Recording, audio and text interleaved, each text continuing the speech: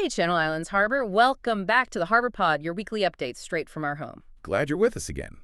We're bringing you the most important news from our Channel Islands Harbor in Oxnard. Yep, we gather everything for you. It's your easy update from locals for locals. Okay, let's unpack this past week in the Channel Islands Harbor. It was a big one, especially with some long-anticipated news. It really was. What's fascinating here is how much energy has gone into shaping our harbor's future.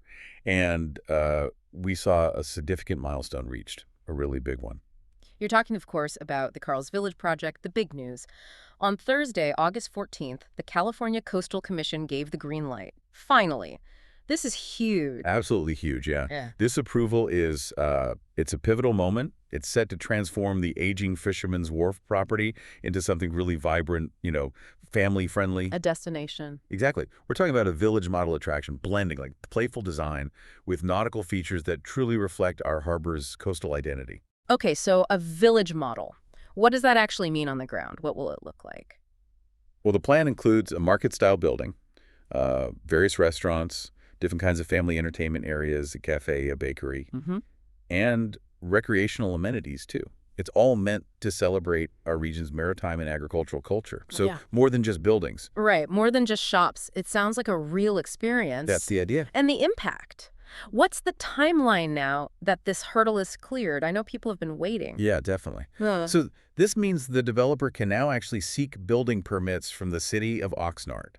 Construction is targeted to begin in 2026. 2026, okay. And a grand opening is envisioned for spring 2028. And importantly, it's expected to create hundreds of jobs and really boost our local economy. That economic boost is key. And, something that really stood out from the sources was the community involvement piece. This wasn't just pushed through. No, not at all. Ventura County Harbor Department Director Michael Tripp, he really noted it was the culmination of 3 years of public process. 3 years? Yeah. Community outreach meetings, stakeholder collaboration. It was intensive. Even the Ventura County Commercial Fishermen's Association, the VCCFA, they publicly supported this project. That's significant. Why them specifically? Well, they cited Carl's willingness to actually incorporate commercial fishermen into their plans, which really shows how deeply rooted this project is in the community's vision. It proves thoughtful development can integrate local interests. That's really good to hear. Sets a good precedent. And speaking of local voices and involvement, it wasn't just the Carl's project making news civically, right? Right. It was a busy week for that, too. It reminds you, the harbor's pulse isn't just big projects. On Thursday, August 14th, the Channel Islands Neighborhood Council met at the Pacific Corinthian Yacht Club. That's always a key forum for residents. And earlier in the week, Tuesday, August 12th, the Ventura County Board of Supervisors met, impacting broader county stuff relevant to us here. And there was also that issue with the Hollywood Beach Dunes, residents speaking up there too. Yeah, exactly. We saw recent concerns from Hollywood Beach homeowners opposing the Army Corps of Engineers dune restoration proposal. One calling for permanent fencing and other measures. It's just another example of how residents are actively advocating for our natural spaces. Okay, so lots of discussion happening. Now, shifting gears a bit, but still on community life. The Channel Islands Yacht Club seemed incredibly busy last week. Oh, they had a packed schedule. It really shows how vital these clubs are. Last Friday the 15th, they had a general meeting. Okay. Then Saturday the 16th, you had the Forefathers races during the day. Fun. Followed by an Epicurean's dinner that evening. And the weekend finished strong on Sunday the 17th with an outdoor event from the Welcoming Committee, including an open house from 2 to 5 p.m., really inviting people in. Sounds like a great way to showcase the club. And of course, summer means music. It certainly does. The free concerts by the C-Series kept going strong. The Ignition Band played classic rock at Harborview Park on Saturday the 16th from 4 to 6 p.m. Always brings families together. Love those concerts. And we also saw a brand new event, didn't we? Something celebrating the harbor itself. Yes. The first annual Channel Islands Harbor Kayak and Paddleboard Poker Run. Hosted by the Anacapa Yacht Club, also on Saturday the 16th from 9 a.m. to noon. A poker run on kayaks. How did that work? Sounds fun, right? It was family-friendly, celebrating the harbor's 60th anniversary. Participants paddled around collecting cards along the course, then finished with a BBQ and prizes. A really wonderful new tradition, I think. Definitely highlights that active spirit. Speaking of traditions, the VCCFA mentioned their annual summer beach day for commercial fishermen and friends. It's usually the second weekend of August, and they're already saying 2025 will be even bigger.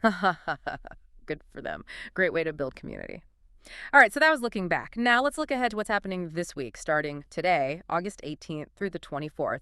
This is where it gets really interesting for folks planning their week. Yeah, and if we, connect this to the bigger picture, you'll see that vibrant mix just continues. Community, recreation, learning opportunities, it's all happening right here. And the Channel Islands Yacht Club looks like they're not slowing down one bit. Their calendar is buzzing again. Absolutely buzzing. Shows their role as a real hub. Starting today, Monday the 18th, there's a finance committee meeting tonight, 5 to 7. Okay. Then Tuesday the 19th, their board of directors meets 6 to 8:30 p.m. Wednesday the 20th is a doubleheader. Islanders board meeting, late afternoon, 5 to 6 p.m. And then breakfast for dinner from 6:30 to 8 p.m. alongside the regular Wednesday night dinner, which goes till 9. Breakfast for dinner. Love it. What else? Well, don't miss trivia night on Thursday 21st, starts at 6:30. And Friday the 22nd, it's their popular happy hours from 5 to 7 p.m. with light bites available from 6 to 7. Sounds like a good way to end the work week. And they have learning opportunities this week, too. They do. On Saturday the 23rd, there's a free Marine VHFDSC radio seminar from 11 a.m. to 1 p.m. Really useful stuff. Very practical. And then Sunday the 24th caps off the week with a summer carnival dinghy party and outdoor event from 1 p.m. to 5 p.m. Plus, Sundays in the CIYC bar basically runs all afternoon, noon to 7 p.m. Wow. Non-stop over there. Okay, what about music and other gatherings for everyone? Yep, the beloved Concerts by the Sea series continues. This Saturday, August 23rd, the Brandon Reagan Project takes the stage at Harborview Park, 4 p.m. to 6 p.m. Another great free concert. Excellent. And for the anglers out there? Get ready. Real Guppy Outdoors is hosting their monthly Pier Fishing Day this Sunday, August 24th. It's always the fourth Sunday. So, yeah, a chance to cast a line. Great community event. Are there any professional development type things happening? There are, actually. The VCCFA, the Fishermen's Association, is offering free drill conductor training and fishermen's first aid safety training. That runs today, Monday the 18th, through Wednesday the 20th. Super important skills for the fishing community. Absolutely vital. And for students and faculty, the Channel Islands Boating Center is active too. On Wednesday the 20th, they have a basic needs student staff retreat from 1 to 2:30 p.m., followed by ASI student staff kayak and land games from 2 to 5 p.m., fostering team building, getting outdoors, good stuff. It really shows the harbor serving all parts of the community. Okay, and what about the everyday stuff, the weekly staples people can always count on? Right, the constants. Yeah. Well, every Sunday, of course, there's the Channel Islands Harbor Certified Farmers Market at Marine Emporium Landing, 10 a.m. to 2 p.m. Always worth a visit for fresh produce, local goods. Definitely. And food. Lots of great waterfront dining options, casual to upscale, many with patios. Perfect for this weather. Can't beat eating by the water. Exactly. And if you want to be on the water, rentals are always available. Paddle boards, kayaks, electric boats. Plus, the Channel Islands Maritime Museum is open Thursday through Monday, 12 p.m. to 4 p.m. Great exhibits, including those temporary ones, the High School Art Contest and the Amber Jenks exhibition, Woman in Emotion. So much to see and do, even just on a regular day. Okay, so we've looked back, we've looked forward. What does this all mean? Tying it all together for us, the folks who live, work, and visit the Channel Islands Harbor. Well, it really raises that question, doesn't it?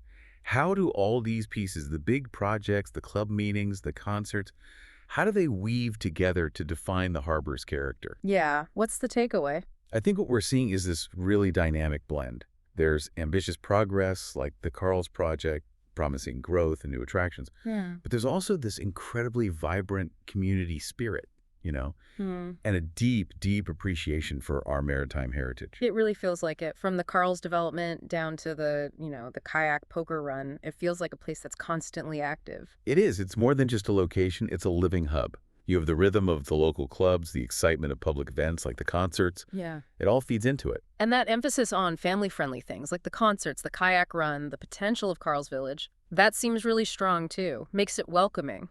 Precisely. It's not just about random happenings.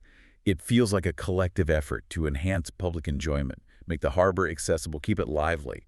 And the ongoing discussions, whether it's about new development or like the dune concerns, it shows a really strong, involved local population. People care deeply. Yeah, you get that sense. We're not just watching things happen. Exactly. We're all kind of participating in the evolution of our community, shaping what it is and what it will be. So as we look at all this incredible momentum, the big new attractions taking shape, the constant pulse of community life, it really makes you wonder, doesn't it? How might these transformations reshape our daily lives by the water? And maybe more interestingly, what new traditions might we be inventing right now for the next 60 years of the harbor?